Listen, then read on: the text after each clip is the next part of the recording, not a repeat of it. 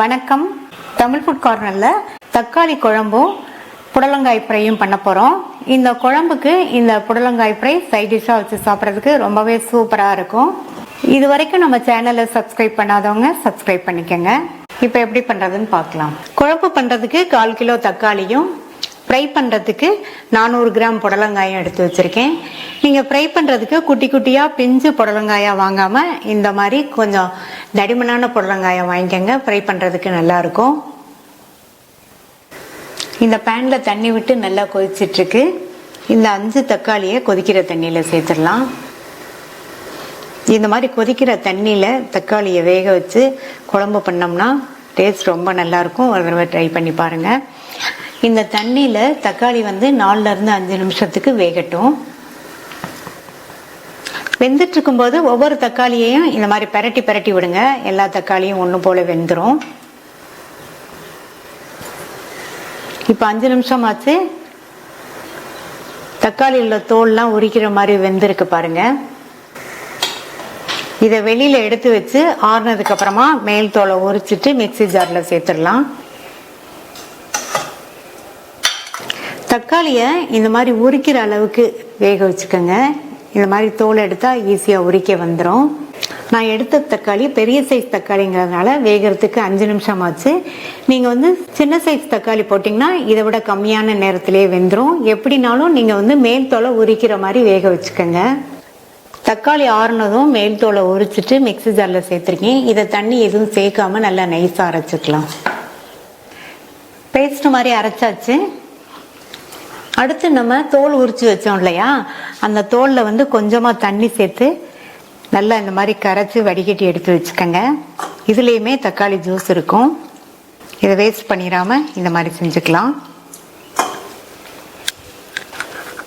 இதையும் நம்ம அரைச்ச பேஸ்டோடு சேர்த்துட்டு குழம்பு செய்ய ஸ்டார்ட் பண்ணிடலாம். இந்த பேனில் 1 டேபிள் ஸ்பூன் எண்ணெய் சேர்த்து சூடாயிடுச்சு.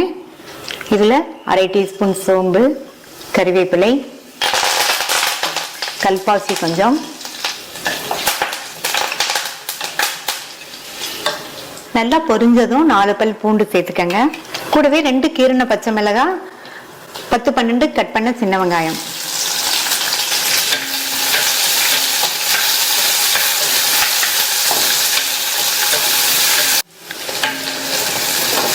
வெங்காயம்லாம் வதங்கி லைட்டாக அதனுடைய கலர் மாறிடுச்சு.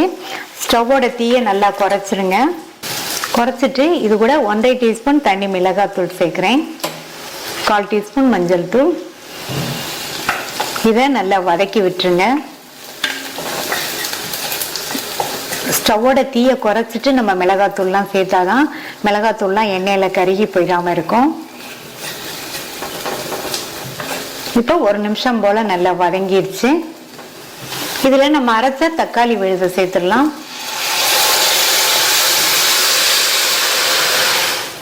மிக்சி ஜாரை கழுவி 1/2 கப் தண்ணி சேர்த்துருக்கேன். அடுத்து குழம்புக்கு தேவையான அளவு உப்பு நல்லா கலந்து விட்டுருங்க. ஒரு 5 நிமிஷத்துக்கு நல்லா கொதிக்கட்டும். தக்காளி குழம்பு கொஞ்சம் திக்கா வேணுங்கிறதுனால நான் 1/2 கப் தண்ணி சேர்த்துருக்கேன். உங்களுக்கு இன்னும் கொஞ்சம் தண்ணியா வேணும்னு நினைச்சீங்கன்னா 1 கப் தண்ணி சேர்த்துக்கங்க. குழம்பு 5 நிமிஷத்துக்கு கொதிச்சுட்டு இருக்கட்டும். நம்ம அதுக்கு ஒரு பேஸ்ட் ரெடி பண்ணிடலாம். இந்த மிக்சி ஜார்ல 3 டேபிள் ஸ்பூன் தேங்காய் துருவல், 1/4 டீஸ்பூன் சோம்பு, 7-8 முந்திரி. நம்ம தாளிக்கும் போது 1/2 டீஸ்பூன் சோம்பு சேர்த்தோம். இப்போ 1/4 டீஸ்பூன் சேர்த்திருக்கேன். இந்த 1/4 டீஸ்பூனை நீங்க விருப்பப்பட்டா சேர்த்துக்கங்க, இல்லைன்னா ஸ்கிப் பண்ணிடலாம். இதுல கொஞ்சமா தண்ணி சேர்த்து நல்லா நைஸா அரைச்சிட்டு வந்துடலாம். இந்த குழம்புக்கு முந்திரி பருப்பு சேர்த்து அரைச்சோம்னா சூப்பரா இருக்கும் டேஸ்ட். 5 நிமிஷமா குழம்பு நல்லா கொதிச்சிருச்சு. அரைச்ச அந்த தேங்காய் முந்திரி பேஸ்ட்டை சேர்த்துட்டு இது கூட 1/4 கப் தண்ணி சேர்க்கிறேன்.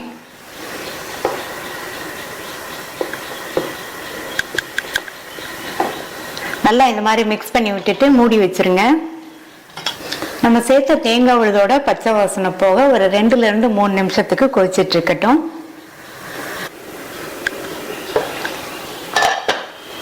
தேங்காய் விழுதோட பச்சை வாசனை எல்லாம் போய் நம்மளுடைய தக்காளி குழம்பு சூப்பரா ரெடி ஆயிடுச்சு. இதுல பொடியா கட் பண்ண கொத்தமல்லி இலைகள் கொஞ்சம் சேர்த்துடலாம். நல்லா கலந்து விட்டாச்சு. அவ்வளவுதான், சுவையான தக்காளி குழம்பு ரெடி ஆயிடுச்சு.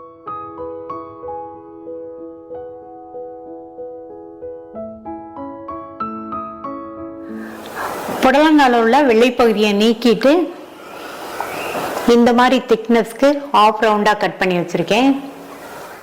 இதுல 5 டேபிள் ஸ்பூன் அரிசி மாவு, 2 டேபிள் ஸ்பூன் சோள மாவு கார்ன்ஃப்ளவர் சேர்க்கிறேன், அரை டீஸ்பூன் மஞ்சள் தூள், 1 டேபிள் ஸ்பூன் தனி மிளகாத்தூள், 1/4 டீஸ்பூன் கரம் மசாலா தூள், அரை டேபிள் ஸ்பூன் இஞ்சி பூண்டு விழுது. இந்த ஃப்ரைக்கு தேவையான அளவு உப்பு நான் 1 டீஸ்பூன் உப்பு சேர்த்திருக்கேன். நீங்க உங்க டேஸ்ட்டுக்கு தகுந்தபடி சேர்த்துக்கங்க. அடுத்து இதுல அரை மூடி லெமனை பிழிஞ்சு சேர்க்கிறேன். ஃபர்ஸ்ட் எல்லாத்தையும் நல்லா ஒண்ணா மிக்ஸ் ஆகுற மாதிரி மிக்ஸ் பண்ணிருங்க.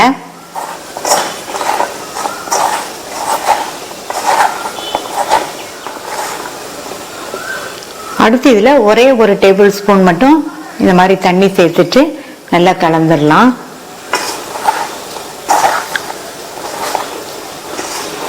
நம்ம சேர்த்த மாவு மிளகாத்தூள் எல்லாமே எல்லா பீசஸ்லயும் நல்லா கோட் ஆகுற மாதிரி நல்லா மிக்ஸ் பண்ணி விட்டுருங்க.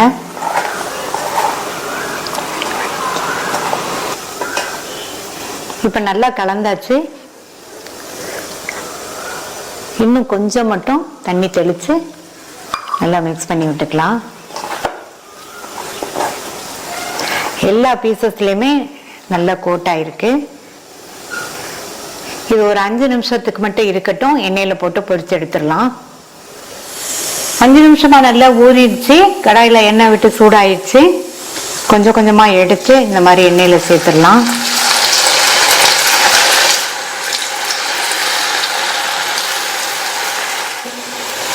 எண்ணெயில சேர்த்த உடனே கரண்டி எதுவும் போட்டு டிஸ்டர்ப் பண்ண வேண்டாம். அதே மாதிரி இது நல்லா ஃப்ரை ஆயிட்டு இருக்கும் போது ஸ்டவ் மீடியம் ஃப்ளேம்லயே இருக்கட்டும். இப்போ 1 நிமிஷம் ஆச்சு. இந்த மாதிரி திருப்பி விட்டுக்கோங்க.